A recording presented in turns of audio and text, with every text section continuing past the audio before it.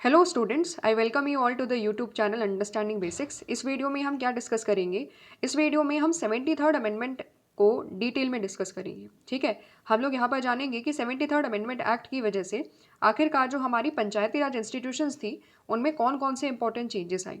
ठीक है, इसमें ये सारी चीज़ें हम अंडरस्टैंड करेंगे, इंपॉर्टेंट प्रोविजंस अंडरस्टैंड करेंगे, तो पूरा टॉपिक कवर करेंगे। तो मेरी रिक्वेस्ट ये रहेगी कि आप अपनी एनसीईआरटीज़ खोल लीजिए एंड क्योंकि हम बहुत सारी इंपॉर्टेंट चीज़ें अंडरस्टैंड करेंगे जो कि एग्जाम में भी पूछी जा सकती है, तो इसलिए आप साथ साथ में टिक मार्क करते रहिएगा अपनी बुक में। ये इसकी वजह से आप इस पर्टिकुलर टॉपिक को बहुत अच्छे तरीके से कवर कर लोगे। ठीक है, तो इस तरीके से हम लोग क्या करेंगे, पूरी चीज़ें करेंगे और ये पूरा टॉपिक समझने के बाद जो हमारी पंचायत के बारे में जो बेसिक आइडिया होना चाहिए कि आखिरकार पंचायत में गवर्नमेंट फंक्शन किस तरीके से करती है, ठीक है, किन किन लेवल पर फंक्शन करती है, ये बेसिक अंडरस्टैंडिंग हमें हो जाएगी। ठीक है, तो बहुत इंटरेस्टिंग और एक तरीके से नॉलेज एनहांसिंग टॉपिक ये होने वाला है, तो उसको शुरू करते हैं। 73rd अमेंडमेंट एक्ट में हमें पता है कि 1992 में हमने 73rd and 74th amendment act को किया, जो कि फाइनली कौन से ईयर में इंप्लीमेंट होते हैं, 1993 में जाकर के हमने इसको इंप्लीमेंट करना चालू किया।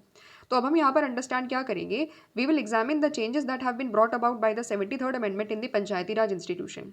73rd अमेंडमेंट एक्ट की वजह से जो हमारी पंचायती राज इंस्टीट्यूशंस थे उनमें क्या क्या चेंजेस आए, क्योंकि हमने एक बेसिक अंडरस्टैंडिंग ले ली थी कि इंडिपेंडेंस के बाद से लगभग 1960s में बहुत सारे राज्यों में पंचायती राज इंस्टीट्यूशंस थे, बट उनके पास रियल एंड इफेक्टिव पावर नहीं थी। तो वो रियल एंड इफेक्टिव पावर देने का काम किसने करा है? 73rd अमेंडमेंट एक्ट ने करा है। तो वो पावर्स क्या क्या है, क्या क्या स्ट्रक्चर है जो इस पर्टिकुलर अमेंडमेंट एक्ट की वजह से पंचायत राज को मिला है, उसको हम यहाँ पर समझेंगे। ठीक है, थोड़ा सा बेसिक आइडिया क्या है कि जब हमने 73rd अमेंडमेंट एक्ट किया ना, तो हमने क्या किया, बेसिकली 73rd अमेंडमेंट एक्ट की वजह से हमारे कॉन्स्टिट्यूशन में एक नया पार्ट ऐड हुआ, और वो क्या है? पार्ट 9। ठीक है, पार्ट 9 क्या है? Part 9 in the Indian constitution talks about the panchayats. ठीक है, किसके बारे में बात करता है? पंचायत्स के बारे में बात करता है। तो पहला क्या हुआ, नया पार्ट ऐड किया गया, पार्ट 9।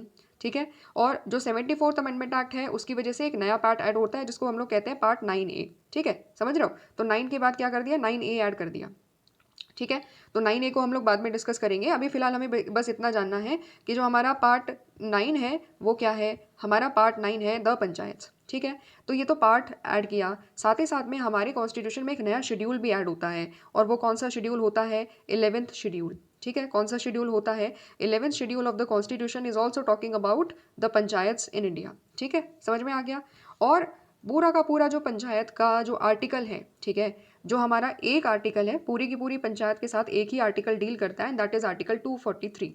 तो 243 से लेकर के अराउंड 243 ओ तक, ठीक है, 243 से लेकर के 243 ए आता है, बी आता है, सी आता है, इसके इस तरीके से ओ तक हमारे पूरी की पूरी जो आर्टिकल्स है, ये सारे के सारे आर्टिकल्स हमारी पंचायत की फंक्शनिंग से जुड़े हुए हैं।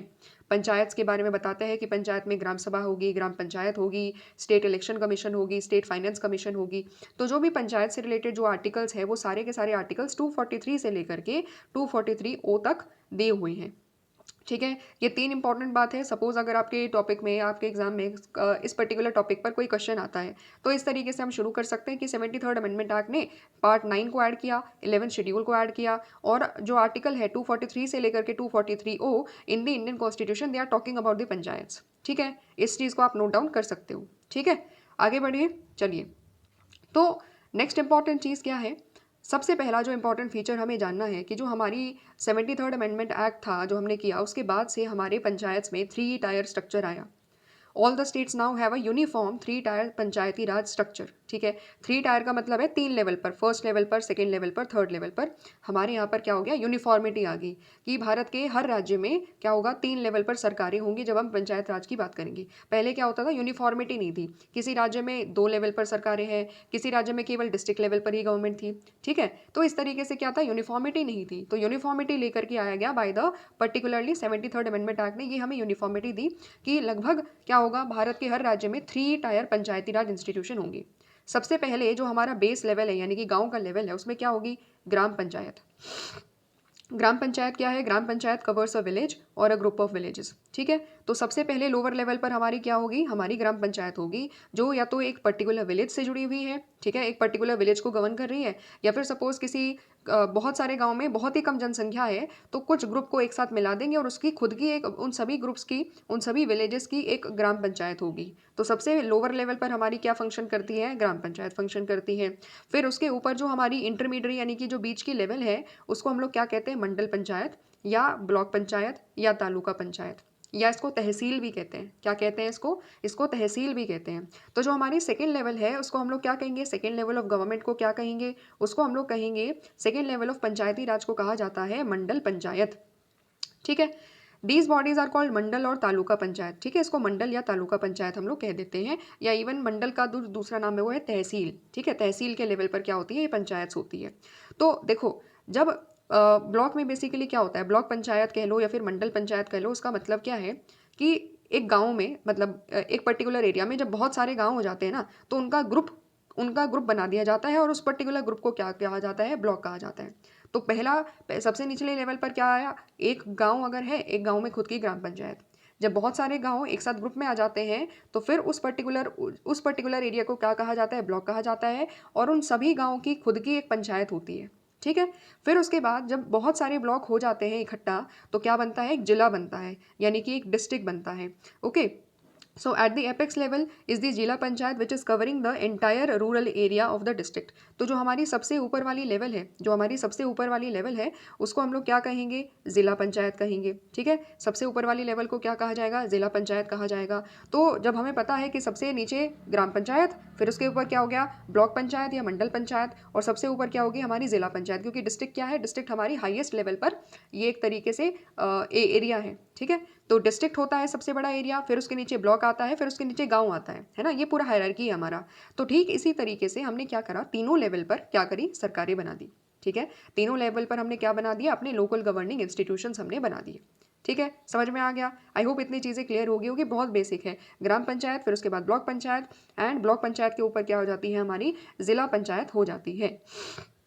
अब उसके बाद हम लोग क्या करेंगे, यहाँ पर हम अंडरस्टैंड करेंगे थोड़ा सा ग्राम पंचायत के बारे में और कुछ चीज़ें, और ब्लॉक पंचायत के बारे में, या जिला पंचायत के बारे में, तीनों के बारे में बेसिक चीज़ें हम समझेंगे। ठीक है, क्यों समझेंगे, क्योंकि देखो इसके फंक्शनिंग के बारे में थोड़ा सा एग्जैक्ट आइडिया जनरली बच्चों को होता नहीं है। ठीक है, पता तो होता है कि अच्छा ठीक 3 लेवल पर सरकारें होती है, लेकिन उसमें होता क्या है एग्जैक्टली, उसके अंदर भी क्या होता है, किस तरीके से वो लोग काम करते हैं, किस तरीके से।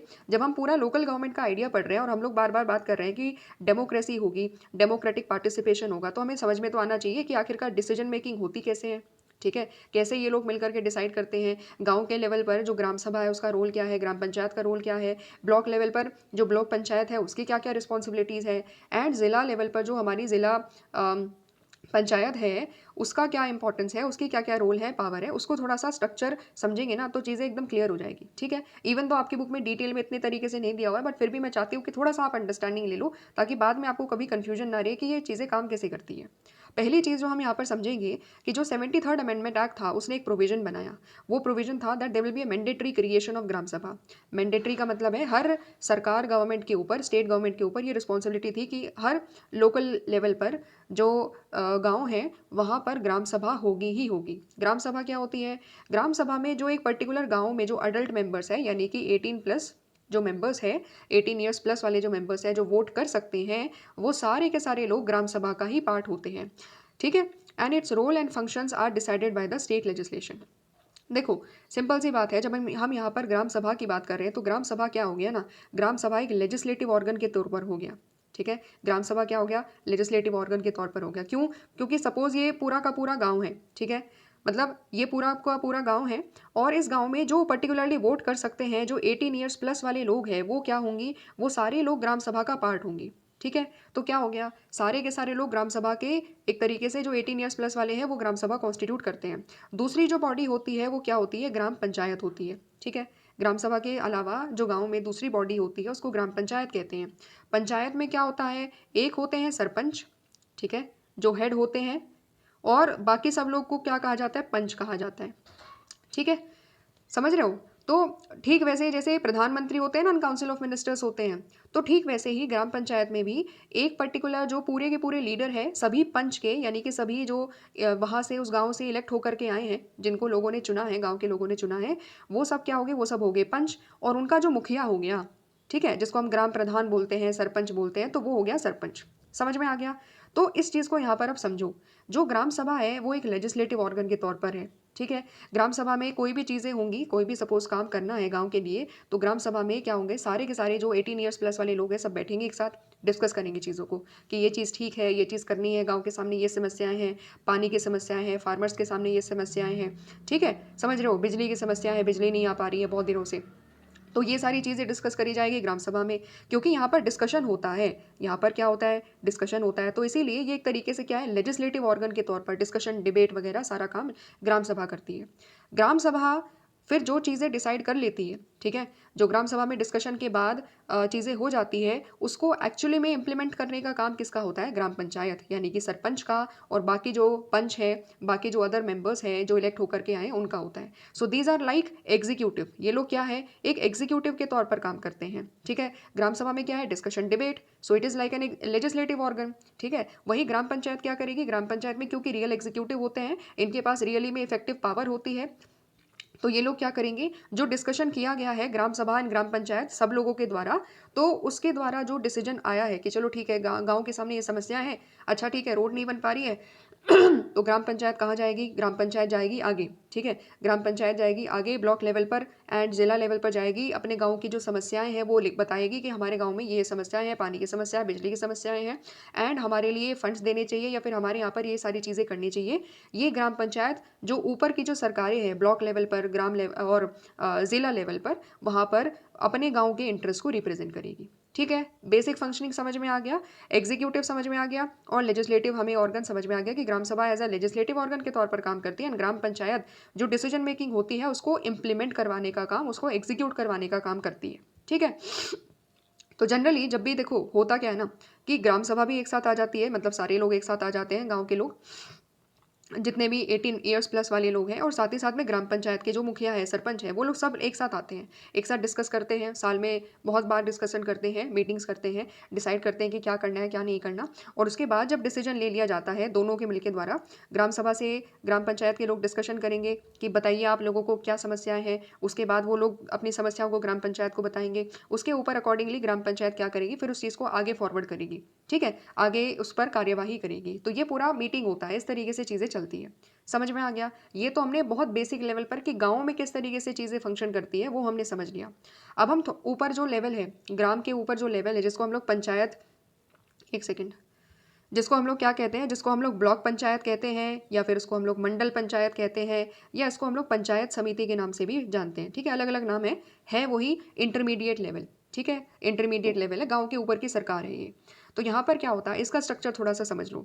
हमें पता है कि ब्लॉक लेवल में कौन होते हैं आखिरकार, ठीक है, ब्लॉक लेवल में कौन होते हैं, थोड़ा सा इसके बारे में हमें समझना है। तो जो ब्लॉक लेवल में हर गाँव का जो एक ब्लॉक होता है ना, जैसे मैंने बताया ब्लॉक क्या है, बहुत सारे गाँव को मिला करके एक ब्लॉक बनता है, ठीक है, इतना क्लियर मैंने कर दिया था। तो जब ब्लॉक पंचायत की जब हम लोग बात कर रहे हैं, और हमें पता है कि बहुत सारे गाँवों को मिला करके एक ब्लॉक बनता है, एक मंडल बनता है, एक तहसील बनती है, अलग अलग नाम है ये ब्लॉक के ही। तो वहाँ पर ब्लॉक पंचायत में क्या होगा, हर गांव का जो सरपंच है, जो उस पर्टिकुलर ब्लॉक के अंदर गांव आता है, उस हर गांव का एक सरपंच होता है, तो वो सरपंच अपने गांव को ब्लॉक लेवल पर रिप्रेजेंट करता है, ठीक है। तो इसीलिए अगर सपोज एक ब्लॉक में 12 गांव हैं, तो उस 12 गांव में जो सरपंच है ना 12, वो 12 के 12 सरपंच ब्लॉक पंचायत के मेंबर्स होते हैं, ठीक है। वो लोग अपनी वहाँ पर बात रखते हैं कि हमारे गाँव में समस्या है, इस तरीके से चीज़ें रखते हैं। तो जो ब्लॉक पंचायत है, आखिरकार उसका हेड कौन होता है, मेंबर होते हैं कौन, सरपंच होते हैं, ठीक है। तो हेड कौन होता है, यही सरपंच आपस में, अगर 12 सरपंच है तो 12 सरपंच में आपस में इलेक्ट करेंगे कि उनमें से इस पर्टिकुलर उसका हेड कौन होगा, जिसको हम लोग क्या बोलते हैं, ब्लॉक प्रमुख बोलते हैं। क्या बोलते हैं, ब्लॉक का प्रमुख, प्रमुख यानी कि लीडर, ठीक है। तो ये लोग आपस में क्या करेंगे, वोटिंग करेंगे और बताएंगे कि अच्छा ठीक है, हम लोग इस पर्टिकुलर इंडिविजुअल को इलेक्ट करेंगे, ठीक है। वोटिंग करने के बाद इलेक्ट कर लिया जाता है एंड ब्लॉक प्रमुख डिसाइड हो जाता है इस तरीके से, ठीक है। तो ब्लॉक पंचायत में क्या होता है, ब्लॉक प्रमुख होता है, यानी कि जो चेयरपर्सन होता है उस पूरे ब्लॉक का, और बाकी सभी लोग जो होते हैं, बाकी सभी मेंबर्स होते हैं, और सभी मेंबर्स कौन होते हैं, हर गांव के, जो उस पूरे ब्लॉक में जितने भी गांव हैं उन सबके सरपंच ब्लॉक मेंबर्स एक तरीके से ब्लॉक पंचायत के मेंबर्स होते हैं, ठीक है। तो ये हमने समझ लिया कि सरपंच होते हैं। इसके अलावा भी कुछ और लोग होते हैं जो ब्लॉक पंचायत में काम करते हैं। जैसे ब्लॉक का डेवलपमेंट ऑफिसर होता है, एक नाम सुना होगा आपने, BDO, है ना, ब्लॉक का डेवलपमेंट ऑफिसर। तो वो लोग भी इस पर्टिकुलर इंस्टीट्यूशन में मिलकर के काम करते हैं, इंश्योर करते हैं कि ब्लॉक लेवल पर जितनी भी पॉलिसीज़ है, स्कीम्स है, उसका इंप्लीमेंटेशन सही तरीके से हो, ब्लॉक लेवल पर गवर्नमेंट सही तरीके से काम करे। ठीक है, तो सरपंच होते हैं, BDO होते हैं, साथ ही साथ में कुछ जो लोकल लेवल पर जो फार्मर्स रिप्रेजेंटेटिव होते हैं, ठीक है, फार्मर्स का ग्रुप है, कोई और पर्टिकुलर ग्रुप है, तो ये लोग भी आकर के ब्लॉक लेवल पर क्या करते हैं, डिस्कशन करते हैं, डिबेट करते हैं, और ब्लॉक लेवल में जो ब्लॉक, उस पर्टिकुलर ब्लॉक में जितने भी गांव हैं, उनकी जो समस्याएं हैं, वहाँ पर जो स्कीम्स इंप्लीमेंट करनी है, वो सारी चीज़ें कौन देखती है, ब्लॉक पंचायत देखती है। ठीक है, जिसका हेड कौन होता है, ब्लॉक प्रमुख होता है। समझ में आ गया? इस तरीके से हमने क्या चीज़ें समझ ली कि ब्लॉक लेवल पर चीज़ें कैसे होती है, ठीक है, तहसील के लेवल पर चीज़ें कैसे होती है। ठीक है, समझ में आ गया। अब जो थर्ड लेवल है, जो हमारी सबसे हाईएस्ट लेवल है, जिसको हम लोग क्या कहते हैं, जिला पंचायत कहते हैं। ठीक है, या इसको जिला परिषद भी कह सकते हैं। ठीक है, जिला परिषद भी इसको कह सकते हैं। तो जो हमारी सबसे हाईएस्ट लेवल है वो जिला पंचायत है। ठीक है, तो यहाँ पर क्या होता है, देखो, हमें पता है कि जो ज़िला है, कोई भी एक डिस्ट्रिक्ट है ना, कोई भी एक डिस्ट्रिक्ट है ना, वो बहुत सारे ब्लॉक से मिल करके बनता है, बहुत सारे ब्लॉक से मिल करके बनता है। ठीक है, तो जब बहुत सारे ब्लॉक से मिल करके पूरा एक डिस्ट्रिक्ट बनता है, तो जिला परिषद में आखिरकार कौन मेंबर होंगे, जिला परिषद में जो मेंबर होंगे वो कौन होंगे, जो हमें पता है ब्लॉक में जो चेयरपर्सन होता है उसको क्या कहते हैं, ब्लॉक का प्रमुख कहते हैं, है ना, ब्लॉक का प्रमुख कहते हैं। तो हर ब्लॉक का, जितने भी ब्लॉक हैं, सपोज एक ज़िले में अगर 12 ही ब्लॉक है, ठीक है, 12 अगर ब्लॉक है, तो वो सारे के सारे 12 ब्लॉक का जो प्रमुख होगा, ठीक है, वो सारे के सारे 12 लोग कहाँ होंगे, 12 लोग जिला परिषद के मेंबर्स होते हैं। ठीक है, तो जिला परिषद के मेंबर्स कौन है, जिला परिषद में कौन लोग आते हैं, जो हर ब्लॉक का जो प्रमुख होता है, वो अपनी ब्लॉक की समस्याओं को बताने के लिए, ब्लॉक के डेवलपमेंट करवाने के लिए वो कहाँ जाता है, वो जाता है जिला परिषद में। एंड एवरी ब्लॉक, जो हर ब्लॉक प्रमुख होता है, वो जिला परिषद का क्या होता है, मेंबर होता है। ठीक है, अच्छा, ब्लॉक प्रमुख के अलावा और कौन कौन होते हैं यहाँ पर, जो उस पर्टिकुलर डिस्ट्रिक्ट से जो MLA होते हैं ना, वो भी वो भी इसके मेंबर होते हैं। एंड साथ ही साथ में जो उस पर्टिकुलर डिस्ट्रिक्ट से जो MP है, चाहे आपके डिस्ट्रिक्ट से कोई राज्यसभा का MP है, कोई लोकसभा का MP है, तो वो लोग भी जिला परिषद के क्या होते हैं, जिला परिषद के एक तरीके से मेंबर होते हैं। एंड जिला परिषद की जो ओवरऑल गवर्नेंस है, ओवरऑल जो डेवलपमेंट का जो काम है, उसमें यहाँ पर ये इंपॉर्टेंट रोल निभाते हैं। ठीक है, समझ में आ गया। तो ब्लॉक प्रमुख होते हैं, हर ब्लॉक का प्रमुख कहा जाएगा, अपने जिला परिषद का मेंबर होता है वो। ठीक है, तो जिला परिषद को हेड कौन करता है, जिला परिषद को जो जिला का जो जिला परिषद में या जिला पंचायत में जो चेयरपर्सन होता है, वो कैसे होता है, वो भी सेम वैसे ही होता है जैसे जितने भी 12 के 12 अगर ब्लॉक प्रमुख है, तो ये लोग अपने यहाँ पर इलेक्ट करेंगे, अपना वोटिंग करेंगे, और वोटिंग के बाद डिसाइड करेंगे कि इन 12 लोगों में से कौन इनका लीडर होगा। ठीक है, कौन इनका लीडर होगा। ठीक वैसे ही जैसे प्रधानमंत्री एंड काउंसिल ऑफ मिनिस्टर होता है ना, तो काउंसिल ऑफ मिनिस्टर्स में से ही एक डिसाइड किया जाता है कि ये हमारे प्रधानमंत्री होंगे। ठीक वैसे ही सेम टू सेम चीज़ ब्लॉक प्रमुख जितने भी हैं, उन सब में से क्या किया जाएगा, वो लोग वोटिंग करेंगे, डिसाइड करेंगे कि इस बार जिला परिषद के चेयरपर्सन उनमें से कौन होगा। ठीक है, समझ में आ गया। तो इस तरीके से क्या हो रही है, इस तरीके से यहाँ पर जिला परिषद में भी ये ब्लॉक प्रमुख एंड यहाँ पर जो ब्लॉक के जो मतलब जो जिला परिषद के जो चेयरपर्सन है, वो इस तरीके से यहाँ पर काम करते हैं। ठीक है, अब मोटे तौर पर जिला परिषद करता क्या है, देखो। ठीक है, ये तो हमने यहाँ पर अंडरस्टैंड करा, जो अभी हमने अंडरस्टैंड करा जिला परिषद की फंक्शनिंग, ये मेजरली क्या थी, एक तरीके से जिला परिषद की जो लेजिस्लेटिव बॉडी है, जहाँ पर डिस्कशन डिबेट हो रहा है ज़िले के बारे में, ज़िले के जितने भी इश्यूज़ हैं, ज़िले में जो प्रमुख ज़िले में जो ब्लॉक है, जो गाँव है, उसमें जो समस्याएं हो रही है, वो यहाँ पर डिस्कशन किया जा रहा है। इसमें एक और चीज़ होती है, इसमें जो एडमिनिस्ट्रेटिव ऑर्गन होता है, ठीक है, हर ज़िले में क्या होता है, एक ज़िला अधिकारी होता है। ठीक है, तो जो ज़िला परिषद के साथ या ज़िला पंचायत के साथ जो मिलकर के काम करता है, वो जनरली क्या होता है, वहाँ पर चीफ एग्जीक्यूटिव ऑफिसर, जो कि बेसिकली क्या होता है, एक IAS ऑफिसर होता है। वो क्या काम करते हैं, वो जो चीफ एग्जीक्यूटिव ऑफिसर होता है, ज़िला पंचायत के साथ जो मिलकर काम करेंगे, वो स्टेट गवर्नमेंट के द्वारा अपॉइंट करे जाते हैं। इनकी मेजर रिस्पॉन्सिबिलिटीज़ क्या है, चीफ एग्जीक्यूटिव ऑफिसर्स यानी कि जो IAS अधिकारी हैं यहाँ पर, उनकी रिस्पॉन्सिबिलिटी ये होती है कि उस ज़िले में जितनी भी सेंट्रल गवर्नमेंट की स्कीम है, जितनी भी स्टेट गवर्नमेंट की स्कीम है, या जितने भी उस पर्टिकुलर ज़िले में समस्याएं हैं, उन समस्याओं को रिजॉल्व करने के लिए जो जो कदम उठाने चाहिए, उसके इम्प्लीमेंटेशन का काम, एग्जीक्यूशन का काम कौन करता है, जो ज़िले में जो एडमिनिस्ट्रेटिव अधिकारी होते हैं, जो चीफ एग्जीक्यूटिव ऑफिसर्स होते हैं, वो काम करते हैं। ठीक है, समझ में आ गया। तो मोटे तौर पर जो ज़िला लेवल पर जो हमारी गवर्नमेंट है, पूरी जो जो ज़िला पंचायत है, ठीक है। डिस्ट्रिक्ट पंचायत जिसको हम लोग कह सकते, दूसरा नाम है जिसका डिस्ट्रिक्ट पंचायत। तो यहाँ पर क्या होता है कि उस ज़िले में जितने भी ब्लॉक्स आते हैं, जितने भी गाँव आते हैं, उन सब में जो पॉलिसीज़ इम्प्लीमेंट करवानी है, ठीक है, वहाँ पर जो जो इश्यूज़ वहाँ पर लोग फेस कर रहे हैं उन सब के बारे में डिस्कशन करना, डिबेट करना एंड उसके अकॉर्डिंगली स्टेप्स उठाना, ताकि उस पर्टिकुलर डिस्ट्रिक्ट का एक तरीके से प्रॉपर डेवलपमेंट हो सके। ठीक है, समझ रहे हो? तो डिस्ट्रिक्ट लेवल क्या हो गया? डिस्ट्रिक्ट लेवल पर जो ज़िला पंचायत हमारी है वो सबसे हाईएस्ट लेवल पर हमारी गवर्नमेंट होगी है डिस्ट्रिक्ट लेवल पे, एंड वो पूरे ज़िले की देखभाल करती है। ठीक है, पूरा ज़िले में जितने भी लोग हैं, जितने भी गांव हैं और ब्लॉक्स हैं, उन सब के यहाँ पर प्रॉपर इम्प्लीमेंटेशन हो, स्कीम का डेवलपमेंट हो, ये सारी चीज़ें देखने की जिम्मेदारी किसकी होगी? ज़िला परिषद की होगी, या ज़िला पंचायत या डिस्ट्रिक्ट पंचायत की होगी, जो भी नाम है। ठीक है, तो इससे हमने क्या अंडरस्टैंड करा? देखो, इतना डिटेल में इसलिए समझा है ताकि क्लैरिटी हो जाए कि होती कैसे हैं चीज़ें, वरना इतना समझने से कि अच्छा ठीक है, ग्राम में होता है, ग्राम पंचायत होती है, फिर उसके बाद ब्लॉक पंचायत होती है, ज़िला परिषद होता है या ज़िला पंचायत होता है, इतने से चीज़ें सही तरीके से समझ में नहीं आएंगी। ठीक है, तो इससे हमने एक बहुत अच्छी तरीके से अंडरस्टैंडिंग ले ली कि एक्चुअली में चीज़ें काम कैसे करती हैं। समझ में आ गया?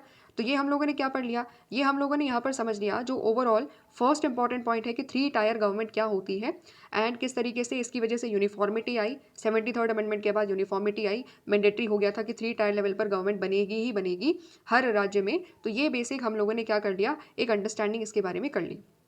ठीक है, यहाँ पर एक और छोटा सा इंपॉर्टेंट पॉइंट था क्या?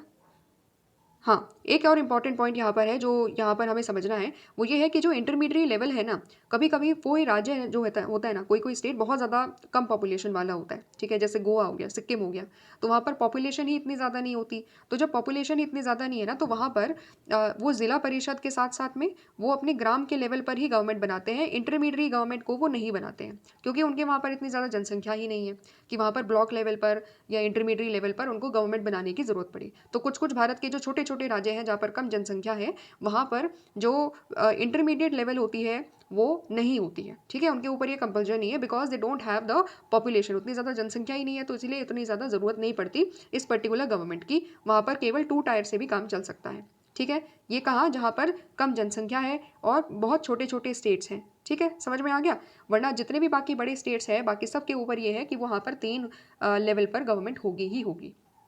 क्लियर है? ठीक है, क्लियर होगी बात? अब हम सेकंड पॉइंट पढ़ते हैं जो कि है elections. All the 3 levels of panchayati raj institutions they are elected directly by the people. जितने भी 3 लेवल हैं हमारे पंचायती राज इंस्टीट्यूशंस के, वो कैसे हो रहे हैं? डायरेक्टली लोगों के द्वारा, जो उस पर्टिकुलर गांव में, उस पर्टिकुलर एरिया में, पूरे के पूरे ज़िले में जो लोग हैं ना, वो सब लोग क्या कर रहे हैं? वहाँ पर जितने भी लेवल ऑफ गवर्नमेंट है उन सबका इलेक्शन, वहाँ पर लोगों का इलेक्शन डायरेक्ट तरीके से लोगों के द्वारा हो रहा है। ठीक है, कितने साल के लिए होता है? The term of each panchayat body is basically the 5 years. ठीक है, तो हमारी कोई भी गवर्नमेंट हो, तीनों लेवल की गवर्नमेंट का टेन्योर कितना होता है? 5 साल का होता है। लेकिन यहाँ पर फिर सवाल उठता है कि क्या 5 साल से पहले कोई सी भी गवर्नमेंट, चाहे वो ज़िला परिषद की हो, ज़िला पंचायत की हो, या फिर एक तरीके से ग्राम पंचायत की हो, क्या वो डिसॉल्व नहीं करी जा सकती? तो ऐसी बात नहीं है। अगर स्टेट गवर्नमेंट उस पर्टिकुलर पंचायत को, कोई सी भी पंचायत हो तीनों लेवल में से, उसको अगर 5 साल से पहले डिसॉल्व कर देती है, तो क्या होता है? तो 6 महीने के अंदर अंदर 6 महीने के अंदर अंदर डिसोल्यूशन के 6 महीने के अंदर अंदर क्या होना चाहिए? वहाँ पर दोबारा से इलेक्शन किया जाना चाहिए। ठीक है, सिंपल सी बात है। सपोज कि अभी रिसेंटली क्या हो रहा है कि अभी अ, अगर एक गवर्नमेंट का कॉन्स्टिट्यूशन हुआ, ठीक है, लोकल लेवल पर गवर्नमेंट बनाई गई, सपोज ग्राम पंचायत में, लेकिन ग्राम पंचायत क्या हुआ? ग्राम पंचायत बेसिकली 1 साल ही चल पाई। ठीक है, 1 साल ही चल पाई, तो अभी भी तो हमें पता है कि टेन्योर तो पूरे 5 साल का होता है, यानी कि 4 साल अभी भी बाकी है ना? तो हम लोग क्या करेंगे? वहाँ पर उस पर्टिकुलर लेवल पे क्या होगा कि 6 महीने के अंदर अंदर, जैसे ही ग्राम पंचायत को डिसॉल्व किया गया, उसके 6 महीने के अंदर अंदर उस गांव में दोबारा से इलेक्शन होगी। ठीक है, दोबारा से एक नई ग्राम पंचायत आएगी, और वो नई ग्राम पंचायत अब कितने साल के लिए चलेगी? वो अब लगभग चलेगी 3.5 ईयर्स के लिए। कितने साल के लिए? 3.5 ईयर्स के लिए। पूरे 5 साल के लिए वो नहीं चलेगी। क्यों नहीं चलेगी? बिकॉज पिछली वाली ग्राम पंचायत ऑलरेडी 1 साल के लिए चलकर जा चुकी है। ठीक है, हमें पता है कि टोटल टेन्योर कितना होता है? 5 साल का टेन्योर होता है। 1 साल वो ऑलरेडी काम करके जा चुकी है, और 6 महीने और लग गए पूरे इलेक्शन करवाने में, यानी कि 1.5 ईयर्स तो ऑलरेडी बीत चुका 5 ईयर्स में से। बचा कितना? 3.5 बचा। ठीक है, बचा कितना? 3.5 ईयर्स। तो जो ग्राम पंचायत है, जो नई ग्राम पंचायत आएगी ना, वो कितने साल के लिए करेगी? जो बचा हुआ टाइम पीरियड है 5 साल में से, ठीक है, उतने ही साल के लिए वो काम करके करेगी। समझ में आ गया? तो यहाँ पर यही बात बोली गई है कि जो रिमेनिंग पीरियड होता है, जितना पिछली वाली ग्राम सभा काम करके जा चुकी है, उसके बाद जो जितना 5 साल में से बचा हुआ टाइम पीरियड है, उसी के लिए ही जो नई ग्राम सभा होती, ग्राम पंचायत होती है, वो इलेक्ट होती है, उतने साल के लिए वो काम करती है। ठीक है। Before 73rd Amendment, in many states there used to be indirect election to their district bodies and there was no provision for immediate election after dissolution. देखो, हम लोग यहाँ पर अंडरस्टैंड क्या कर रहे हैं कि आखिरकार 73rd अमेंडमेंट एक्ट की वजह से जो हमारे पंचायती राज थे, हमारे पंचायती राज इंस्टीट्यूशंस बने हैं, उनके पास रियल एंड इफेक्टिव पावर्स आखिरकार कैसे आई। तो हमने ये समझा था कि 73rd अमेंडमेंट एक्ट से पहले 1960s में जब कुछ राज्य सरकारों ने अपने अपने यहाँ पर लोकल गवर्नमेंट बनाई, तो वहाँ पर क्या होता था, इलेक्शन इनडायरेक्ट तरीके से हुआ करते थे। डायरेक्टली लोगों के द्वारा इलेक्ट नहीं होते थे उनके लीडर्स, ठीक है, इनडायरेक्ट तरीके से इलेक्शन होते थे, पहली चीज़। और दूसरी इंपॉर्टेंट चीज़ जो है, अगर वहाँ पर सपोज ग्राम पंचायत या कोई सी भी पंचायत को डिसॉल्व कर दिया जाता था, भंग कर दिया जाता था, तो स्टेट गवर्नमेंट के ऊपर ये जिम्मेदारी नहीं होती थी कि उसको तुरंत 6 महीने के अंदर अंदर दोबारा से एक नई ग्राम पंचायत या जो नई पंचायत है उसका एक तरीके से इलेक्शन करवाना है। कोई ऐसा मैंडेटरी प्रोविजन नहीं होता था। तो इसीलिए एक बार डिसॉल्व हो गई तो काफ़ी लंबे टाइम तक क्या हो रहा है, इलेक्शन हो ही नहीं रहे हैं। ठीक है, समझ रहे हो? लेकिन अब क्या है, 73rd अमेंडमेंट एक्ट के बाद ये मैंडेटरी हो गया है स्टेट गवर्नमेंट को कि 6 महीने के अंदर अंदर जैसे ही डिसोल्यूशन होता है किसी भी लेवल पर पंचायत का, उसको क्या करना पड़ेगा, इलेक्शन करवाने पड़ेंगे। एंड 6 महीने के अंदर अंदर एक नई बॉडी, एक नई रिप्रेजेंटेटिव वहाँ पर आएंगे। ठीक है, नए रिप्रेजेंटेटिव इलेक्ट होकर के आएंगे। ठीक है, तो this is the basic difference between जो हमारे यहाँ पर इंस्टीट्यूशन थे Panchayati Raj before 73rd amendment act and after 73rd amendment act में क्या क्या चेंजेस आया। डायरेक्ट इलेक्शन होने लगे और साथ ही साथ में ये मैंडेटरी हो गया कि 6 महीने के अंदर अंदर अगर कोई भी बॉडी डिसॉल्व हो जाती है तो उसका 6 महीने के अंदर अंदर इलेक्शन होकर के दोबारा से एक नई बॉडी, एक नई पंचायत को गठन किया जाएगा। ठीक है, ये सेकेंड फंक्शन हम लोगों ने, सेकेंड फीचर हम लोगों ने अंडरस्टैंड करा। ठीक है, तो अब हम लोग जो थर्ड फीचर है, थर्ड जो प्रोविजन है पंचायती राज का, वो है reservation. 1/3 of the position of all the panchayati institutions they are reserve for women. ठीक है, ये बेसिक आइडिया हमें हर किसी को होता है कि पंचायत में जितने भी पंचायत है, तीनों लेवल पर जो पंचायत है, उनमें जितनी भी सीटें होंगी उसमें से कितनी सीट, 1/3 सीट यानी कि 33% रिजर्वेशन हमने किसके लिए दे रखा है, विमेन को दे रखा है। ठीक है, क्लियर है बात यहाँ तक? सिमिलरली हमने विमेंस के साथ साथ में एससी के लिए भी रिजर्वेशन दिया है, एसटी के लिए भी रिजर्वेशन दिया है। तो जितने भी हमारे यहाँ पर एससी, किसी भी डिस्ट्रिक्ट में जितने भी एससी है, जितने भी एसटी है, उनकी पॉपुलेशन के अकॉर्डिंगली उनके लिए भी हमने क्या कर रखी है, एससी एंड एसटी के लिए सीट्स को रिजर्व करके रखा है। तो 3 पर्टिकुलर एक तरीके से सेक्शन के लिए हमने सीटें रिजर्व कर रखी है। पहले एससी हो गया, फिर उसके बाद शेड्यूल कास्ट, शेड्यूल ट्राइब हो गया, एंड साथ ही साथ में हमारे जो वुमेन सेक्शन है उनके लिए भी हमने क्या कर रखी है, सीट रिजर्व कर रखी है। ये तीनों के लिए रिजर्वेशन देना क्या है, मैंडेटरी है, करना ही करना है। ठीक है, मैंडेटरी है ये पर्टिकुलर चीज़, ये पर्टिकुलर प्रोविजन रिजर्वेशन का इन तीनों सेक्शन के लिए मैंडेटरी है।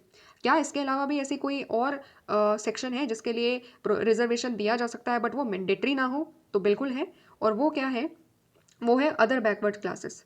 ठीक है, तो यहाँ पर स्टेट गवर्नमेंट को अगर लगता है कि वहाँ पर ओबीसीज़ को, ठीक है, जो हमारी पंचायत है, लोकल गवर्नमेंट में ओबीसीज़ को भी अगर रिजर्वेशन देने की ज़रूरत लगती है, तो स्टेट गवर्नमेंट ओबीसीज़ को भी और अदर बैकवर्ड क्लासेस को भी रिजर्वेशन दे सकती है, but this is not mandatory. ये चीज़ मैंडेटरी नहीं है। ठीक है, पूरी स्टेट गवर्नमेंट की चॉइस है कि ऐसा करना है कि नहीं करना। समझ रहे हो? तो बाकी तीनों के लिए रिजर्वेशन देना ही देना है, लेकिन इन लोगों के लिए, ओबीसीज के लिए देना है कि नहीं देना, 73rd अमेंडमेंट एक्ट ने ये खुली छूट दे रखी है स्टेट गवर्नमेंट को। स्टेट गवर्नमेंट के पास ये डिस्क्रिशन है, चॉइस है कि रिजर्वेशन ओबीसीज के लिए करना है अपने यहाँ पर, अपने पंचायत में, या नहीं करना है। समझ में आ गया बात? ठीक है, आगे बढ़े। So it is important to note that reservation apply not merely to the ordinary members panchayat but also to the position of chairperson और अध्यक्ष। एक चीज़ यहाँ पर समझो कि तीनों लेवल पर जो हमारी सरकारें हैं, चाहे ग्राम पंचायत हो, चाहे मंडल पंचायत हो, या ब्लॉक पंचायत हो, या फिर ज़िला पंचायत हो, तीनों लेवल पर जब हम रिजर्वेशन की बात कर रहे हैं, एससी के लिए, एसटी के लिए, विमेन के लिए, तो केवल और केवल ऑर्डिनरी मेंबर्स में या जनरल कैटेगरी में ही यहाँ पर हम लोग एक तरीके से, मतलब ऑर्डिनरी मेंबर्स में ही हम लोग वहाँ पर रिजर्वेशन नहीं दे रहे हैं। हम लोग रिजर्वेशन यहाँ पर केवल ऑर्डिनरी मेंबर्स में नहीं, बट जो चेयरपर्सन की जो पोजीशन होती है ना, अध्यक्ष की जो पोजीशन होती है, उसमें भी दे रहे हैं। सिंपल सा मतलब ये है कि किसी एक ग्राम में, किसी एक गांव में क्या होगा, किसी एक गांव में एक पर्टिकुलर जो सरपंच होंगी, वो कौन होंगी, उनकी सीट रिजर्व हो जाएगी विमेन के लिए, या हो सकता है एससी के लिए रिजर्व हो या एसटी के लिए रिजर्व हो। सिमिलरली एक जो मंडल है या जो ब्लॉक है, ब्लॉक लेवल में भी जो चेयरपर्सन होते हैं, जिसको हम लोग ब्लॉक प्रमुख के नाम से जानते हैं, उनकी भी सीट ब्लॉक प्रमुख कोई अगर सीट रिजर्व कर दी जाएगी तो वहाँ पर क्या होगा, या तो विमेन या एससी या एसटी, इन तीनों में से ही फिर कोई क्या बन सकता है, वहाँ पर एक तरीके से ब्लॉक का प्रमुख बन सकता है, डिपेंडिंग अपॉन की सीट किसके लिए रिजर्व करी गई है। अगर किसी एक ब्लॉक की जो सीट है, सपोज एक डिस्ट्रिक्ट में बहुत सारे ब्लॉक है, 12 ब्लॉक है, ठीक है, तो 12 ब्लॉक में से अगर सपोज एक पर्टिकुलर ब्लॉक, एक या दो, ठीक है, एक या दो पर्टिकुलर ब्लॉक हम लोगों ने विमेन के लिए रिजर्व कर रखे हैं, तो जो वहाँ की जो ब्लॉक प्रमुख होगी वो कौन होगी, एक महिला ही हो सकती है, कोई और नहीं हो सकता, ठीक है।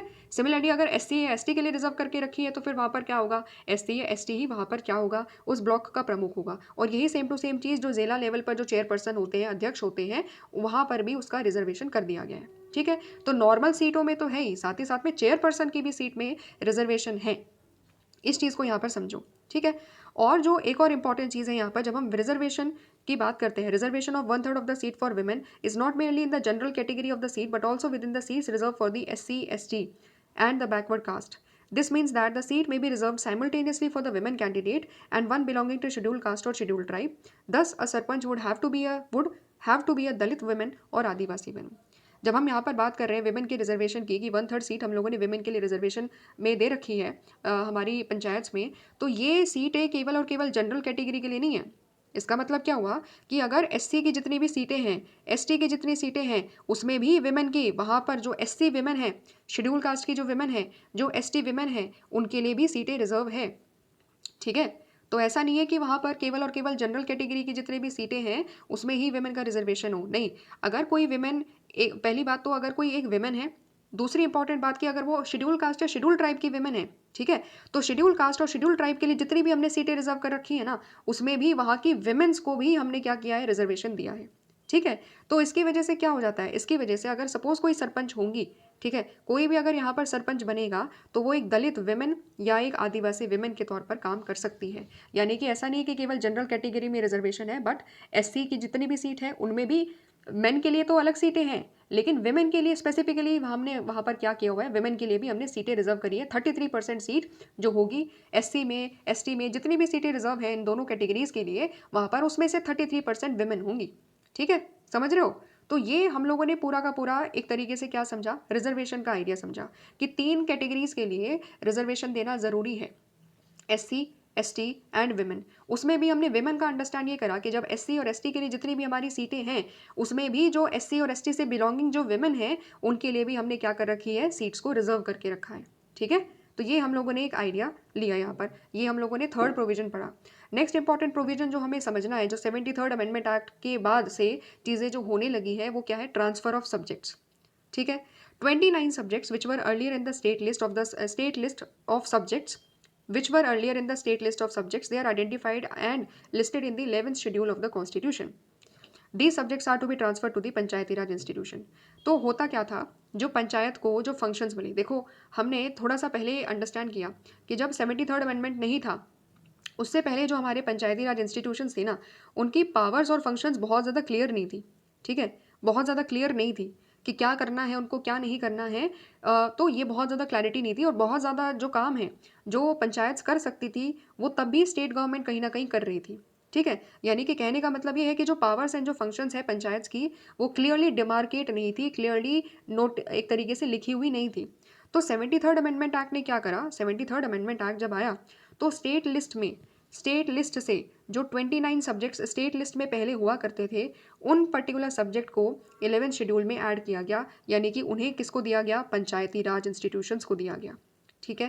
पहले जो स्टेट गवर्नमेंट जिन पर सब्जेक्ट्स जिन पर कानून बनाया करती थी, ऐसे 29 सब्जेक्ट्स जो कि लोकल एडमिनिस्ट्रेशन, लोकल वेलफेयर से जुड़े हुए हैं, उनको ट्रांसफ़र किया गया कि ये सारी की सारी पावर्स किसको दी जा सकती है, पंचायत को दी जा सकती है। तो ये ट्रांसफ़र किसको कर दिए गए, पंचायती राज इंस्टीट्यूशंस को कर दिए गए। और ये क्या थे, mostly they were linked to the development and the welfare functions at the local level, ठीक है। अभी हम लोग यहाँ पर अंडरस्टैंड करेंगे कि जो हमारे कुछ सब्जेक्ट है, जैसे कि सपोज एग्रीकल्चर है, ठीक है, ये कुछ ऐसे सब्जेक्ट है जो 11th शेड्यूल में है। 11th शेड्यूल क्या है, वही जो पंचायत के बारे में बताता है, ठीक है। हमने स्टार्टिंग में पढ़ा था कि 11th शेड्यूल ऐड किया गया है, साथ ही साथ में पार्ट 9 ऐड किया गया है। तो 11th शेड्यूल में क्या हुआ है, 29 फंक्शंस है, एंड ये 29 फंक्शंस कौन परफॉर्म कर सकता है, पंचायती राज कर सकता है। ये फंक्शंस पहले कौन किया करता था, पहले स्टेट गवर्नमेंट किया करती थी, but after 73rd amendment act ये पावर किसके हाथ में चलेगी, पंचायत के हाथ में चलेगी, कि पंचायत के पास ये अथॉरिटी है कि वो इन सब के ऊपर क्या कर सकती है, काम कर सकती है, इम्प्लीमेंटेशन का काम कर सकती है एंड अदर चीज़ें यहाँ पर कर सकती है। ठीक है, तो ये 29 सब्जेक्ट्स यहाँ पर हम लोग अंडरस्टैंड करेंगे बाद में एक एक करते हुए, थोड़ा सा और ज़्यादा क्लैरिटी लेकर आएंगे। लेकिन यहाँ पर हमें एक चीज़ समझनी है, अभी भी एक चीज़ समझनी है कि ये हमने बोल तो दिया, ये हमने बोल तो दिया कि ठीक है 29 सब्जेक्ट्स जो है दिए जा सकते हैं पंचायती राज को, बट इसमें अभी भी एक ऐसी चीज़ है, एक ट्विस्ट है। वो ट्विस्ट क्या है? That the actual transfer of these functions depends upon the state legislation. Each state decide how many of the 29 subjects would be transfer to the local bodies. कहने के लिए कह दिया है कि ठीक है 29 सब्जेक्ट्स जो है पंचायती राज को मिलने चाहिए, बट क्या रियलिटी में ऐसी चीज़ है? नहीं, रियलिटी में ऐसी चीज़ नहीं है। क्यों नहीं है? क्योंकि जो एक्चुअल ट्रांसफ़र है ना, कि ये जो 29 सब्जेक्ट है, इसके ऊपर इसकी जो पावर है वो पंचायती राज को मिलेगी कि नहीं मिलेगी, ये किसके ऊपर डिपेंड करता है आज भी? ये वहाँ की स्टेट लेजिस्लेशन यानी कि जो स्टेट लेजिस्लेटिव असेंबली है, जो विधानसभा है, उसके ऊपर डिपेंड करता है। इसका मतलब ये हुआ कि आज भी हर राज्य, हर स्टेट गवर्नमेंट ये डिसाइड करती है कि इन 29 सब्जेक्ट्स में से कितने सब्जेक्ट्स को लोकल बॉडीज़ को ट्रांसफ़र करना है। ठीक है, सिंप्लीफाइड भाषा में अगर हम बताएं, इसको सिंपल तरीके से मैं अगर बताऊं, तो कहने के लिए हमारे कॉन्स्टिट्यूशन ने क्या किया है, 73rd अमेंडमेंट एक्ट के बाद में केवल ये चीज़ एक तरीके से वॉलंटरी प्रोविजन बनाया गया है। क्या बनाया गया है? एक वॉलंटरी प्रोविजन बनाया गया है कि अगर स्टेट गवर्नमेंट को लगता है तो स्टेट गवर्नमेंट 29 सब्जेक्ट्स को ट्रांसफ़र कर सकती है पंचायती राज को। लेकिन ये चीज़ मैंडेटरी नहीं है। ये चीज़ क्या नहीं है? मैंडेटरी नहीं है। ठीक है, ये मैंडेटरी नहीं है। तो इसका मतलब क्या हुआ कि आज भी जो स्टेट गवर्नमेंट है वो डिसाइड करती है कि इन 29 सब्जेक्ट्स में से, इन 29 सब्जेक्ट्स में से कितने सब्जेक्ट्स पंचायती राज को ट्रांसफ़र करने हैं। ठीक है, ये अभी भी एक चॉइस है जो किसके हाथ में है? स्टेट लेजिस्लेचर के हाथ में है, यानी कि स्टेट गवर्नमेंट के हाथ में अभी भी ये चॉइस है। ठीक है, इसीलिए मैंने क्यों कहा कि एक ट्विस्ट है, क्योंकि कॉन्स्टिट्यूशन ने 73rd अमेंडमेंट एक्ट में हमने ये बता तो दिया कि ठीक है 29 सब्जेक्ट दिए जा सकते हैं, बट ये अभी भी एक चॉइस है। ये अभी भी क्या है? एक चॉइस है। ये पूरी डिस्क्रिशन है स्टेट गवर्नमेंट के ऊपर, एंड पावर अभी भी किसके हाथ में है? स्टेट गवर्नमेंट के हाथ में है। स्टेट गवर्नमेंट के हाथ में है कि वो डिसाइड कर सकती है कि इन 29 सब्जेक्ट्स में से कितने सब्जेक्ट है जो पंचायती राज या लोकल बॉडीज़ को देने हैं। ठीक है, समझ रहे हो? तो इसीलिए क्या होता है, इसीलिए आप आगे जा करके पढ़ोगे, जब आप टॉपिक पढ़ोगे implementation of 73rd and 74th amendment, उसमें आप देखोगे कि आज भी बहुत सारी जो पावर्स है 29 फंक्शंस में से बहुत सारी पावर्स एंड फंक्शंस के ऊपर अभी भी स्टेट गवर्नमेंट ही सारी चीज़ें डिसाइड कर रही है। उसका इम्प्लीमेंटेशन कैसे करना है, उसके रिगार्डिंग जो चीज़ें हैं वो अभी भी कौन कर रही है? स्टेट गवर्नमेंट डिसाइड कर रही है। एंड पंचायती राज को काफ़ी कम पावर्स एंड फंक्शंस दिया गया है। 29 में से कुछ कुछ फंक्शंस ही दिए गए हैं वहाँ पर, कि पंचायत को जो पावर्स है वो अभी भी क्या है, रियल पावर आज के टाइम में भी क्या है, कम है। ठीक है, ऐसा क्यों हुआ? देखो, ये चॉइस हम लोगों ने क्यों दी? 73rd अमेंडमेंट एक्ट ने इस चीज़ को मैंडेटरी क्यों नहीं बनाया कि 29 की 29 देना ज़रूरी होगा हर स्टेट गवर्नमेंट को? ऐसा क्यों नहीं बोला कॉन्स्टिट्यूशन में? क्यों मैंडेटरी नहीं किया गया? क्योंकि देखो, यहाँ पर जब हम कह रहे हैं ना 29 सब्जेक्ट है, और हम लोग बात कर रहे हैं कि ये पर्टिकुलर चीज़ क्या थी, स्टेट गवर्नमेंट के हाथ में थी। ठीक है, स्टेट लिस्ट में थी पहले हमारी पंचायती राज इंस्टीट्यूशन का जो सब्जेक्ट था। तो ये इसीलिए किया गया कि हर स्टेट गवर्नमेंट के पास, हर स्टेट गवर्नमेंट को ये देखना होता है कि उसके पास कितना फ़ंड है, उसके पास क्या है, कितना फ़ंड है। ठीक है, तो फ़ंड के हिसाब से भी देखना पड़ेगा कि वो कितने सब्जेक्ट्स को पंचायती राज को दे सकती है। क्योंकि अगर सपोज़ अगर सब्जेक्ट्स दे दिए गए हैं, ठीक है, अगर पावर्स दे दी गई है, बट स्टेट गवर्नमेंट के पास खुद फंड्स नहीं है, तो फिर वो पंचायत करेगी क्या? बिना पैसों के वो पंचायत करेगी क्या? कुछ कर पाएगी? बिना पैसों के ना रोड्स का डेवलपमेंट हो सकता है, ना विलेज का जो ओवरऑल डेवलपमेंट है वो हो सकता है, ना एजुकेशन का कोई इंस्टीट्यूशन बन सकता है, ना किसी और चीज़ के लिए कोई काम किया जा सकता है। तो इसीलिए क्या हुआ, इसीलिए हमने स्टेट गवर्नमेंट को ये चॉइस दिया कि डिपेंडिंग अपॉन कि ये स्टेट गवर्नमेंट को ज़्यादा पता है, स्टेट गवर्नमेंट के पास ये ज़्यादा नॉलेज है कि उनकी जो एडमिनिस्ट्रेशन से जो जुड़े हुए इश्यूज़ हैं वो क्या क्या है। ठीक है, और फाइनेंस रिलेटेड इश्यूज़ क्या क्या है जो स्टेट गवर्नमेंट फेस करती है। तो ये इसीलिए हमने स्टेट गवर्नमेंट के ऊपर छोड़ दिया कि जैसे आपको लगे कि अगर आपको लगता है कि जो पंचायत है आपके यहाँ पर वो सारे 29 के 29 फंक्शंस को अच्छे तरीके से हैंडल कर सकती है, उतना आप फंड भी उसको दे सकते हो, तो तभी आप सारे के सारे फंक्शंस को दीजिएगा, वरना लिमिटेड फंक्शंस को दीजिएगा। समझ रहे हो? तो ये पूरा का पूरा आइडिया था, इसीलिए यहाँ पर इस चीज़ को मैंडेटरी नहीं बनाया गया। ये आज भी क्या है, वॉलंटरी प्रोविजन है कि 29 फंक्शंस में से जितना स्टेट गवर्नमेंट चाहती है उतने फंक्शंस को वो डिवॉल्व कर सकती है, एक तरीके से डेलीगेट कर सकती है to the panchayati raj institution. ठीक है, अब हम लोग क्या रीड करेंगे, आर्टिकल 243G को रीड करेंगे। ठीक है, हमें पता है कि जो पंचायती राज का जो PRI है, जो पंचायती राज इंस्टीट्यूशन है, उसके रिगार्डिंग केवल एक ही आर्टिकल है जो कि है 243, और उसी के अंदर हमारे यहाँ पर क्या है 243 A B C D, उससे लेकर के लगभग 243 O तक हमारे पूरे के पूरे जो आर्टिकल्स हैं पंचायती राज से जुड़े हुए वो सारे के सारे इस आर्टिकल 243 के द्वारा दिए गए हैं। ठीक है, तो 243G क्या कह रहा है, जो अभी हमने बात पढ़ी कि ये मैंडेटरी नहीं है स्टेट गवर्नमेंट को कि सारे के सारे 29 फंक्शंस देने हैं कि नहीं, ये पूरी की पूरी स्टेट गवर्नमेंट की चॉइस है कि कितने फंक्शंस डेलीगेट करने हैं पंचायती राज को, तो उसी के बारे में यहाँ पर बताया गया है।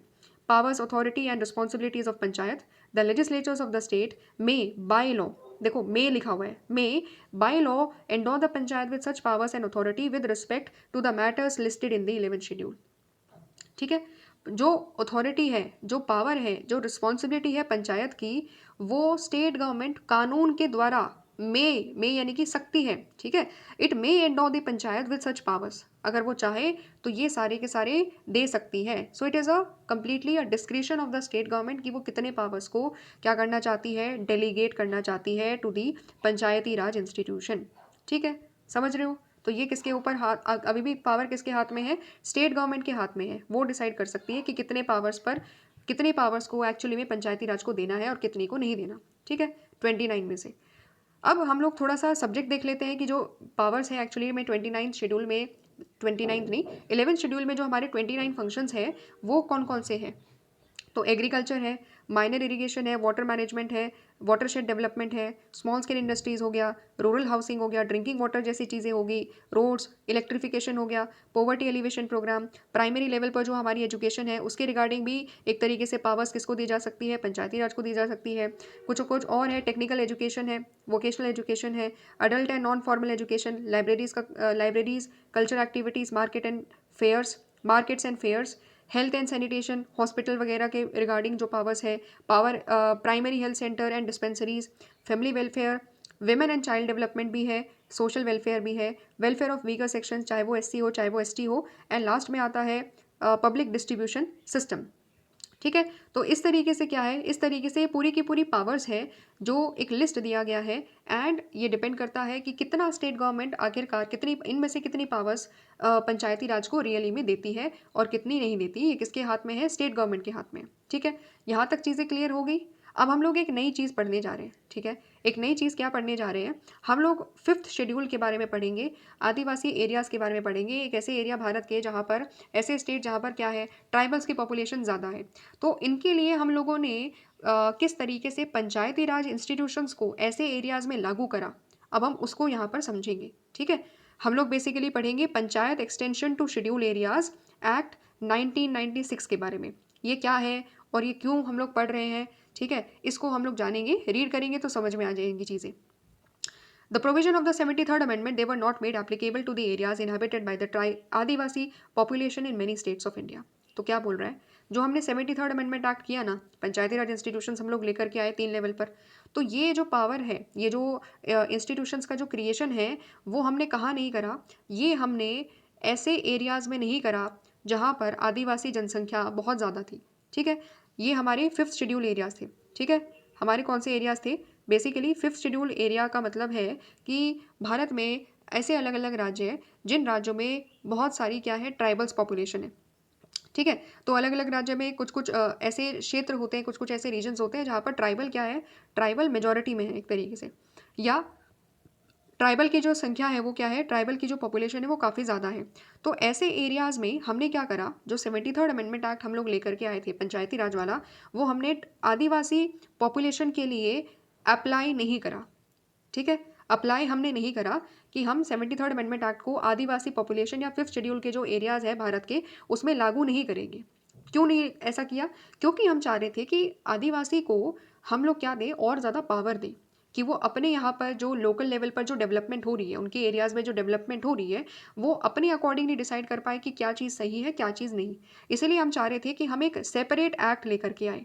हम क्या लेकर आए, सेपरेट एक्ट लेकर के आए जो इन एरियाज़ में स्पेसिफिकली लागू हो, और वहाँ पर जो ग्राम सभा है उसको क्या दे, कुछ स्पेशल पावर्स दे, ताकि आदिवासियों की जो कल्चर है, उनके जो फॉरेस्ट राइट्स हैं, ठीक है, उनके जो अधिकार हैं अपने आप को गवर्न करने के, जो सेल्फ गवर्नमेंट का जो आइडिया है ना, वो सही तरीके से वहाँ पर उनको दिया जा सके, इस चीज़ के लिए हमने क्या बोला कि हम 73rd अमेंडमेंट एक्ट यहाँ पर लागू नहीं करेंगे। रादर हम क्या करेंगे, एक अलग से कानून लेकर आएंगे जो स्पेसिफिकली ऐसे आदिवासी से जुड़े हुए जो इलाके हैं उन पर लागू हो और वहाँ पर ग्राम सभा को और ज़्यादा पावर्स दे।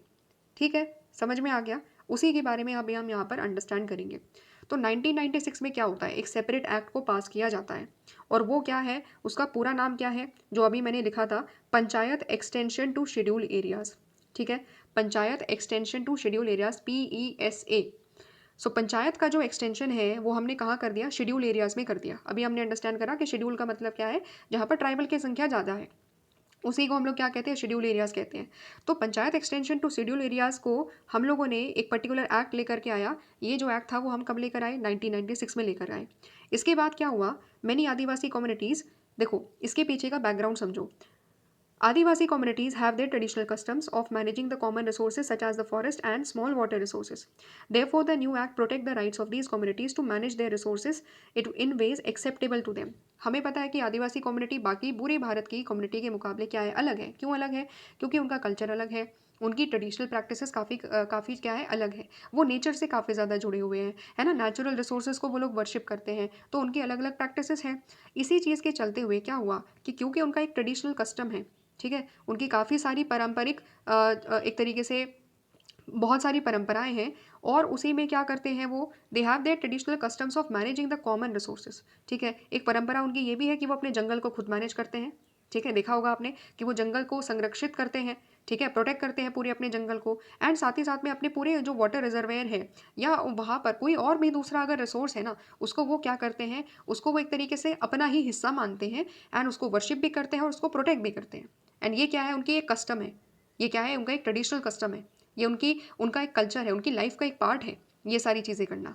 तो इसीलिए क्या हुआ कि जो हमारा ये जो पैसा एक्ट था, panchayat extension to schedule areas act जो हम लेकर आए, इस नए एक्ट ने ऐसी कम्युनिटीज़ को, आदिवासी कम्युनिटीज़ को ये अधिकार दिए कि वो सारे के सारे जो रिसोर्सेज है जो वो हमेशा प्रोटेक्ट करते हैं, उनको वो सही तरीके से मैनेज कर पाए। और उसके लिए क्या किया गया, ऐसे मैनेज कर पाए जिस तरीके से वो करना चाहते हैं। यानी कि वहाँ पर फॉरेस्ट का रिसोर्स मैनेजमेंट किस तरीके से करना है, वहाँ पर रिसोर्सेज का, बाकी रिसोर्सेज का मैनेजमेंट कैसे करना है, वहाँ के आदिवासी ही डिसाइड करें कि वहाँ पर किस तरीके से डेवलपमेंट करना है, किस तरीके से प्रोग्राम्स को कैरी आउट करना है, किस तरीके से स्कीम का इम्प्लीमेंटेशन करना है। तो इसी बेसिक बैकग्राउंड के बेसिक्स पर हम उनके लिए ये पैसा यानी कि PESA 1996 एक्ट लेकर के आए एंड उनको ये स्पेशल पावर दी।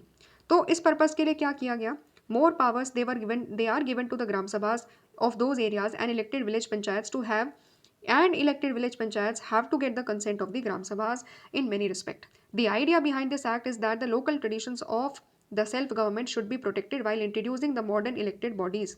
तो यहाँ पर क्या किया गया, जब हम ये कह रहे हैं कि हम उनको क्या देना चाहते हैं, एक तरीके से ऑटोनॉमी देना चाहते हैं, कि एक तरीके से उनको स्वराज देना चाहते हैं। स्वराज क्यों देना चाहते हैं, कि हमें पता है कि आपके रिसोर्सेज हैं और आप उनको अपनी परंपरा के हिसाब से क्या करते हो, मैनेज करते हो।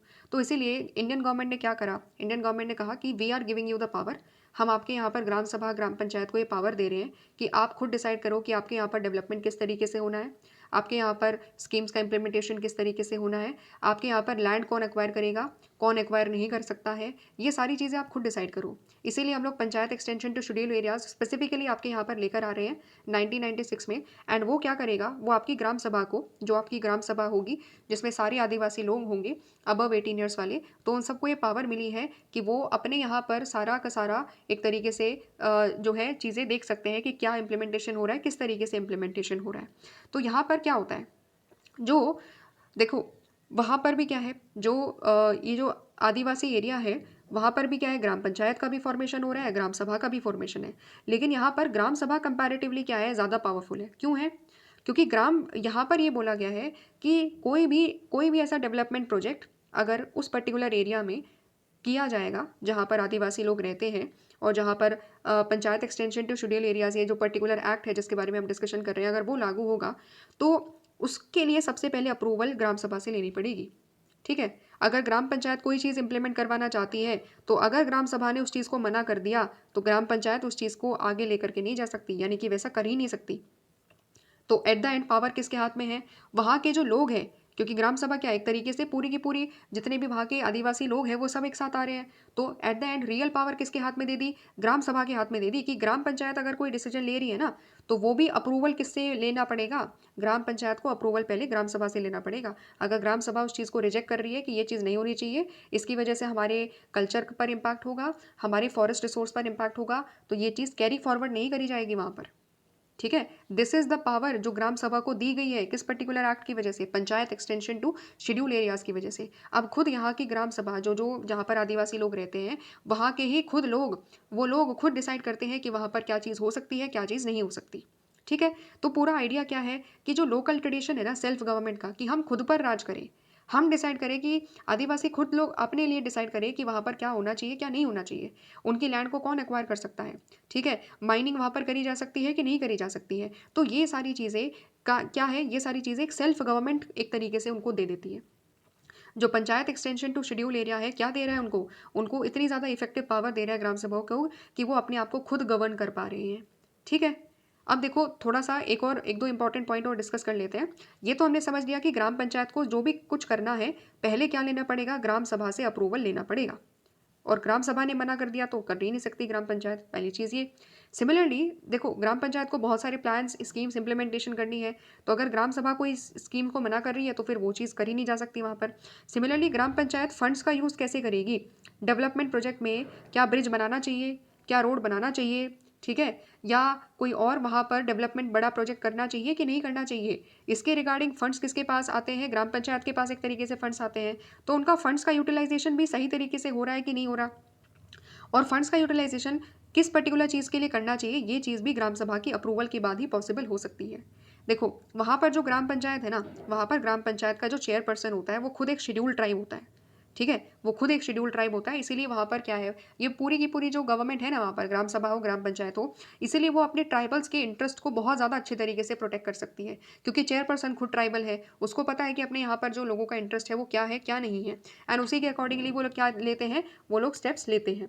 सिमिलरली हमें पता है कि ट्राइबल एरियाज़ में बहुत सारे क्या मिलते हैं, रिसोर्सेज मिलते हैं, है ना, कोयला मिलता है, अदर काइंड ऑफ रिसोर्सेज मिलते हैं, तो उन सबको निकालने के लिए क्या करना पड़ता है? माइनिंग करनी पड़ती है ना। तो माइनिंग करी जाएगी उस एरिया में या नहीं करी जाएगी, ये पर्टिकुलर ये जो पावर है, इसका जो अप्रूवल है वो भी कौन देगी? ग्राम सभा देगी। ठीक है, किसको माइनिंग लाइसेंस देना है, किसको नहीं देना, ठीक है, ये सारी चीज़ें कौन है? एट द एंड ग्राम सभा डिसाइड कर रही है। इसलिए पता है वहाँ पर क्या बोला जाता है कि जो हमारे ये जो जहाँ पर एक तरीके से panchayat extension to schedule areas लागू किया गया है ना, वहाँ पर ना तो विधानसभा की चलती है उस पर्टिकुलर राज्य की, ना वहाँ पर लोकसभा की चलती है, वहाँ पर केवल और केवल किसकी चलती है? ग्राम सभा की चलती है। ठीक है, किसकी चलती है वहाँ पर? ग्राम सभा की चलती है। तो ये पावर है जो इस पर्टिकुलर एक्ट ने वहाँ की ग्राम सभा को दी है, कि वहाँ की इवन ग्राम पंचायत भी कोई ऐसा काम नहीं कर सकती जिस पर्टिकुलर चीज़ को ग्राम सभा मना कर रही हो। और ये सारी चीज़ें क्यों दी गई? ताकि जो हमारे यहाँ पर जो ट्राइबल्स हैं, ऐसे एरियाज जहाँ पर ट्राइबल्स बहुत बड़ी जनसंख्या में रहते हैं, उनको सेल्फ गवर्नमेंट मिले, वो खुद डिसाइड करे कि उनके लिए क्या चीज़ ठीक है, क्या चीज़ नहीं, और अपने रिसोर्सेज को एक तरीके से बचा पाए, और अपनी जो ट्रेडिशनल प्रैक्टिसेस है, जो कल्चर है अपना, वो प्रोटेक्ट कर पाए, और उसके अकॉर्डिंगली अपने आप को बहुत ज़्यादा एम्पावर्ड फील करे। ये पूरा आइडिया है। ठीक है, आई होप चीज़ें समझ में आ गई होगी। इस तरीके से हमने क्या करा, पंचायत का एक्सटेंशन जो शेड्यूल एरियाज़ में किया गया है, आदिवासी एरियाज़ के लिए किया गया है, वो हमने समझा, और उसके बाद उसकी उसकी पावर्स क्या क्या मिली है उससे ग्राम पंचायत को, वो भी हमने यहाँ पर अच्छे तरीके से समझ ली। फाइनली जो हमारा नेक्स्ट इंपॉर्टेंट प्रोविजन है जो 73rd अमेंडमेंट एक्ट की वजह से दिया गया है, वो क्या है? State election commissioner. तो बेसिकली यहाँ पर क्या होता है कि जो स्टेट इलेक्शन होता है, ठीक है, स्टेट इलेक्शन में जो स्टेट इलेक्शन करवाने के लिए, देखो क्या बोला गया यहाँ पर,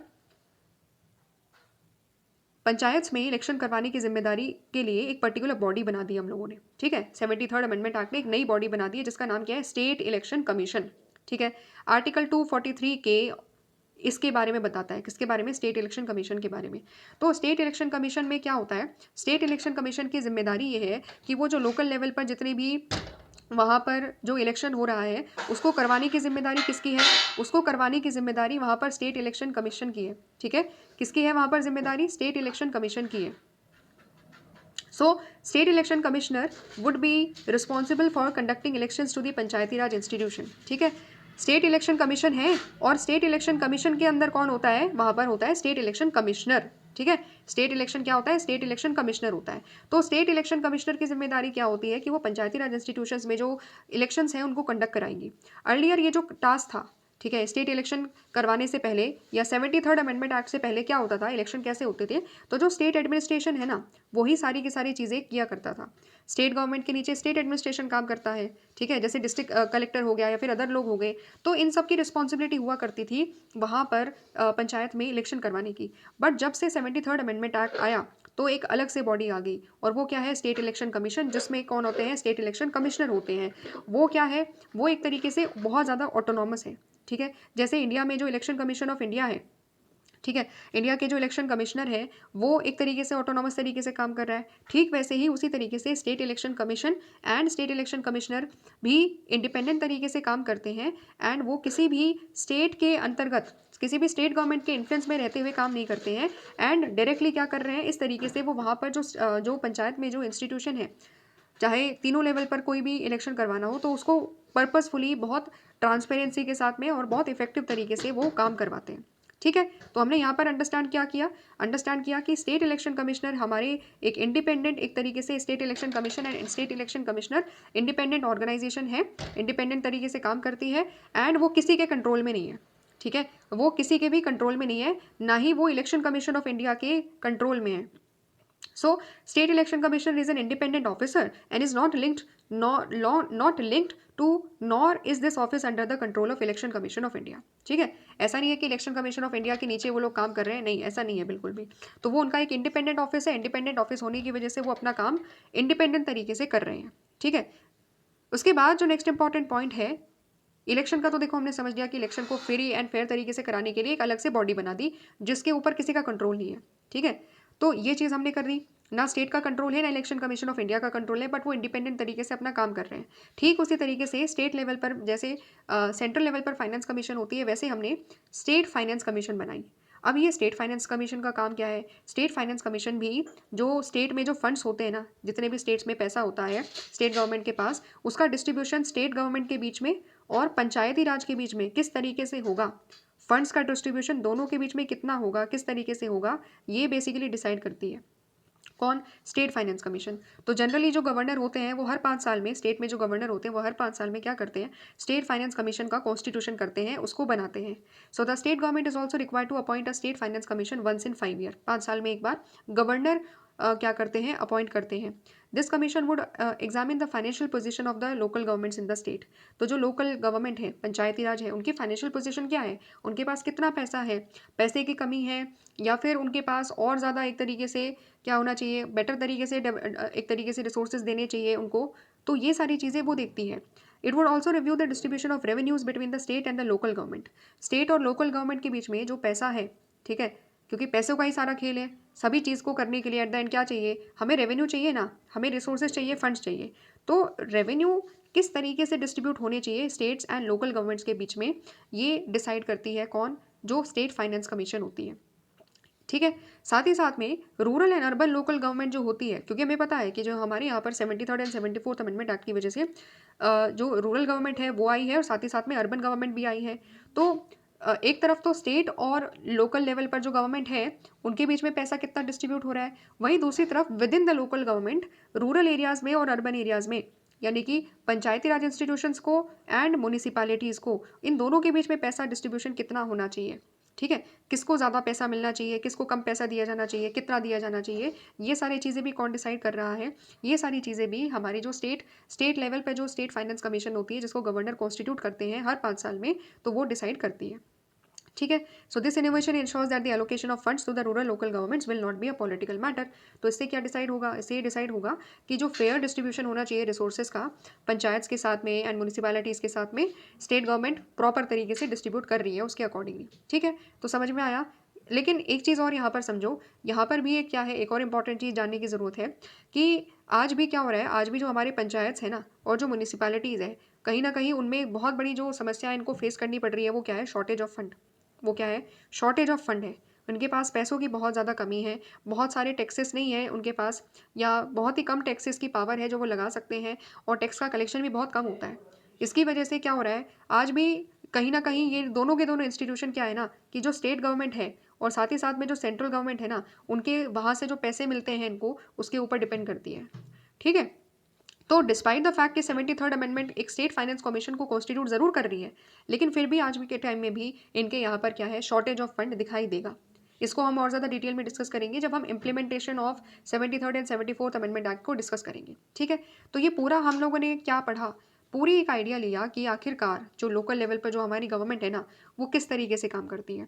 3 टायर स्ट्रक्चर को पढ़ा, हमने समझा कि यहाँ पर इलेक्शन होते हैं हर 5 साल में। फिर हमने देखा रिजर्वेशन है, मैंडेटरी रिजर्वेशन है एससी के लिए, एसटी के लिए, विमेन के लिए। फिर हमने देखा कि 29 सब्जेक्ट्स ज़रूर हैं, लेकिन ये चॉइस है अभी भी स्टेट गवर्नमेंट की, उसमें से कितने सब्जेक्ट्स को वो आखिरकार ट्रांसफ़र करना चाहती है, एक्चुअली में ट्रांसफ़र करना चाहती है पंचायती राज को।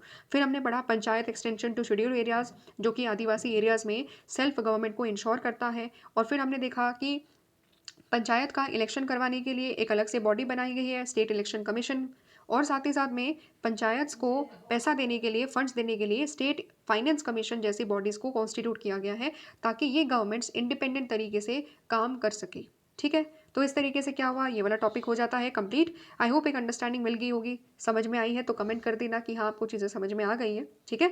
मिलते हैं हम लोग नेक्स्ट वीडियो में, जहाँ पर हम लोग 74th अमेंडमेंट एक्ट यानी कि हमारी म्यूनिसिपैलिटीज़ क्या है, किस तरीके से वो फंक्शन करती है, जैसे हमने ये अंडरस्टैंड करी पंचायती राज, उसी तरीके से हम म्यूनिसिपैलिटीज़ को भी डिस्कस करेंगे। ठीक है? मिलते हैं नेक्स्ट वीडियो में। Thanks for watching.